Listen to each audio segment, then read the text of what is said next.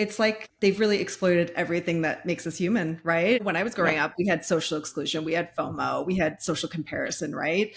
But what social media in particular has done is taken all of these and just supercharged them, right? So I just can't imagine how hard it would be growing up with these technologies today. It's crazy.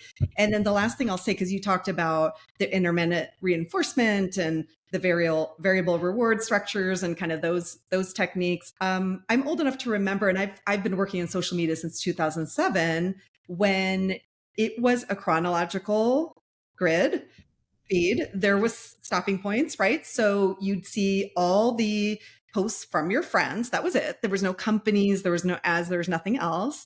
And then you'd get to the bottom of your friends' posts for the day, and then it would repeat, right? So there was a natural stopping point built in. So even little design features like that, no stopping points, infinite scroll, there's always going to be something there for you. And that's really, really hard for all of us. But I would say it's almost impossible for young people to manage this. It's just not a fair fight. Yeah, absolutely. I mean, it's so difficult because kids, their prefrontal cortex is still developing. This Yeah. part of themselves that for impulse control, where they're like, I need to keep consuming. I need to keep consuming. They don't have the kind of future foresight in some cases to be able to say, hey, actually, do I want this? And the way that we were talking about free will.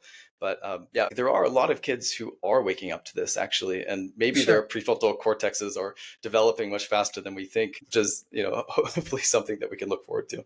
Yeah, for sure. In my experience, it's when they get older, right? Like I think it's pretty low in maybe the middle school range, but definitely you're right.